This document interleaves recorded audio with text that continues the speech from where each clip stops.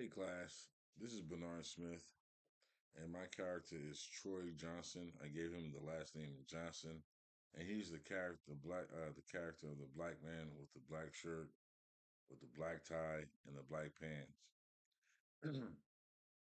I gave him a little bit of something of my background, like the state and city where I have my employment, where I pretty much grew up at, the church that I have for my that I'm a pastor in, the states that my mother and father were born in, and a little bit just the things that I've done um, for my youth, and a little bit background about my parents themselves, and trying to put a little bit of me, but more of him into it.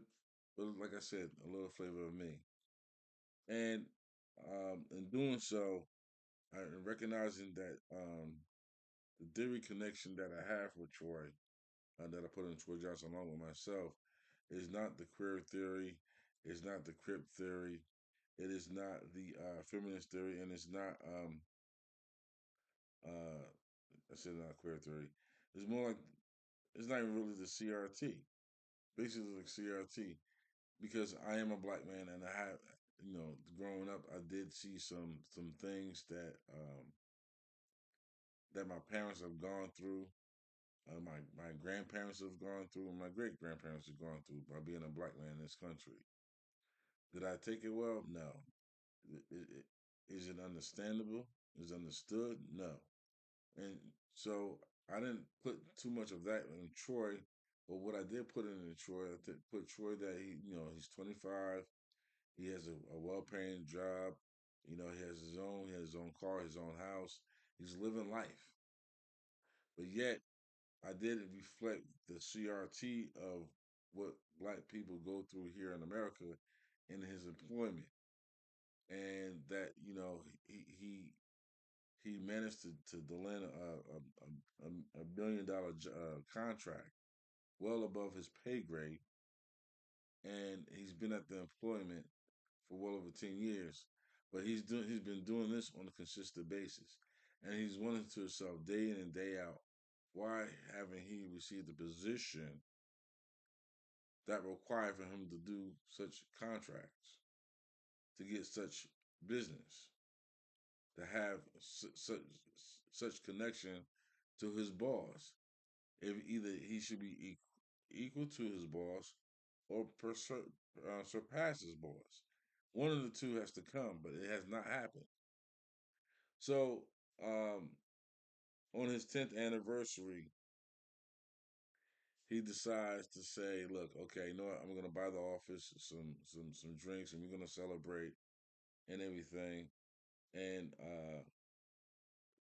when talking about the intersectionality,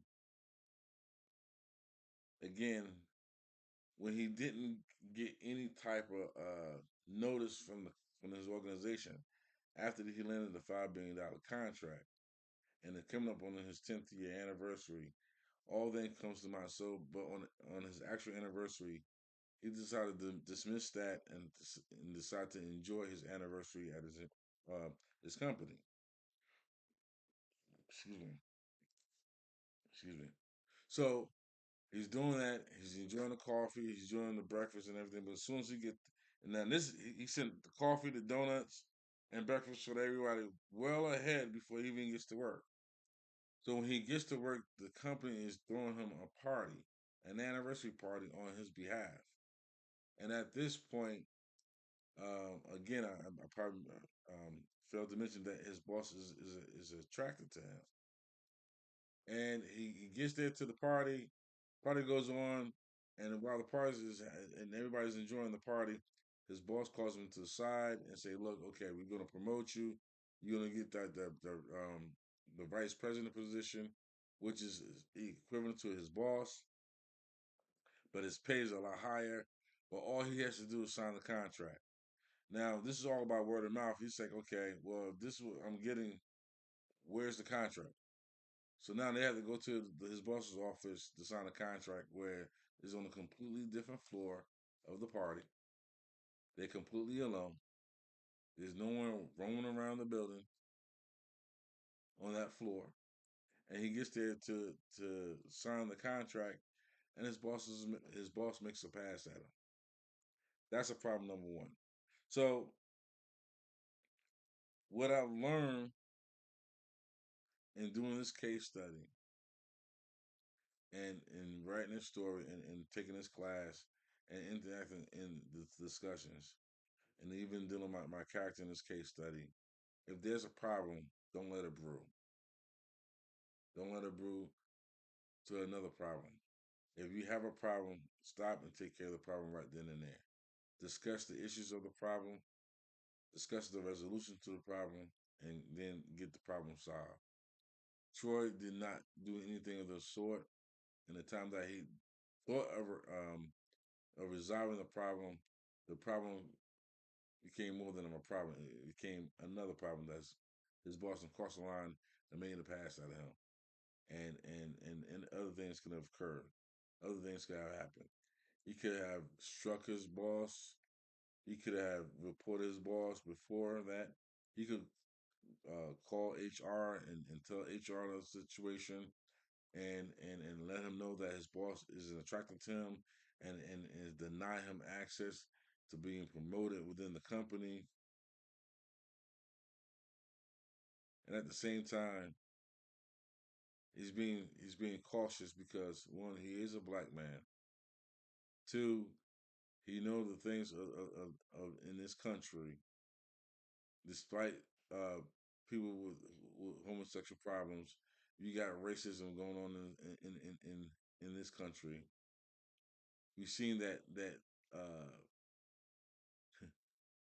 that a man who tried to overthrow his government goes to jail for it, comes out of jail to become the dictator of that country, and then later on causing World War II. This is what I wrote about in week 3, and then week 4, and knowing that because you look this way or you need that establish you. What Troy knows and try to maintain throughout his employment, it's not what you have, it's who you are that makes you. And that's what I learned from this, and that's how I've been living my life. It's not whether I got a Versace glasses or a Rolex watch on that makes me a man. It isn't the fact that if I'm white, Puerto Rican, or black that makes me a man. It's who I am that makes me a man. And this concludes my video.